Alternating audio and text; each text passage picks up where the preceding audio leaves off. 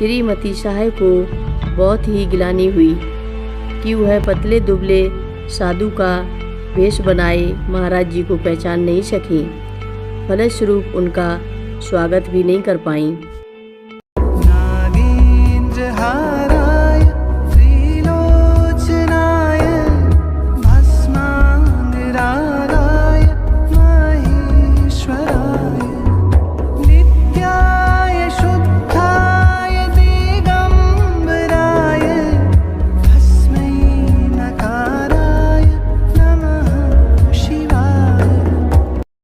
रक्षा सूत्र चैनल पर सभी भक्तों का स्वागत है।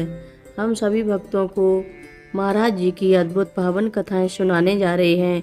कृपया सभी भक्त ध्यान से सुनें। महाराज जी आवश्यकता अनुसार न केवल अपना वजन घटाते बढ़ाते थे, वरन दुबले और मोटे भी हो जाते थे। ऐसी ही एक घटना उस समय हुई जब बाबा जी अपनी एक महिला भक्त श्रीमती विद्यासाय के घर गए। श्रीमती विद्यासाय का घर बाजार में था और सकरी सीढ़ियों से ऊपर जाना होता था। बाबा जी का डील डॉल देखकर वह सोचती थी कि महाराज जी उनके घर की सीढ़ियाँ कैसे चढ़ पाएंगे। उनकी मनोभावना को समझकर महाराज जी एक दिन स्वयं बोल उठे, हम तेरे घर आएंगे, तू हवन करना। श्रीमती शाह ने एक मंदिर के पुजारी से हवन करवाया। पूरा आहुति के बाद प्रसाद लेकर घर आ रही थी कि रास्ते में एक पतला दुबला साधु उनके पीछे आता हुआ दिखाई पड़ा। उन्हें लगा कि वह साधु उनका पीछा कर रहा है। उन्हें कुछ मानसिक परेशानी भी हुई, लेकिन कर भी क्या सकती थी।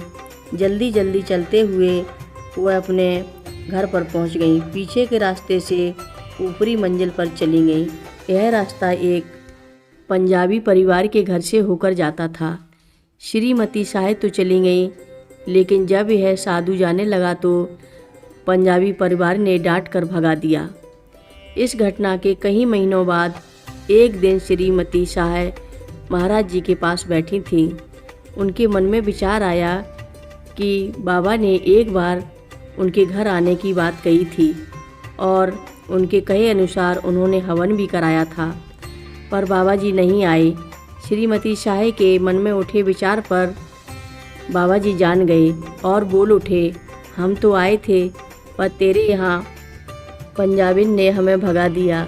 श्रीमती शाह को बहुत ही गिलानी हुई कि वह पतले दुबले साधु का वेश बनाए महाराज जी को पहचान नहीं सकी। फलस्वरूप उनका स्वागत भी नहीं कर पाईं। एक बार फिर महाराज जी शादी विवाह के समारोह में कभी कभी चले जाते थे, लेकिन अपने मूल रूप में नहीं। वेश बदलकर एक बार महाराज जी ने एक भक्त के बहुत आग्रह करने पर उसके लड़के की शादी में उपस्थित रहने का वादा कर दिया। उस भक्त ने बाबा जी के स्वागत का विशेष प्रबंध कर रखा था, परंतु बाबा जी उस शादी में पहचाने नहीं जा सके, क्योंकि वे एक दुर्बल और फटे हाल भिखारी के रूप में आए और घर में ऐसे घुसते चले गए जैसे वह उन्हीं का घर हो। यह देखकर मेजबान महोदय को क्रोध आ गया और उन्होंने साधु को फटकार लगाते हुए हाथ पकड़कर बाहर कर दिया। विवाह हो जाने के बाद भी बाबा जी के ना आने से भक्त काफ़ी दुखी हुए। एक दिन जब वे बाबा जी के दर्शन के लिए गए तो उनसे ना आने की शिकायत की। बाबा जी ने मुस्कुराते हुए कहा, हम तो आए थे, तूने ही हमें हाथ पकड़कर घर से निकाल दिया था। जब भक्त को मालूम हुआ कि भिखारी के वेश में महाराज जी ही थे, तब वह पश्चाताप की आग में जल उठे। उन्हें अपनी करनी पर बहुत लज्जा आई।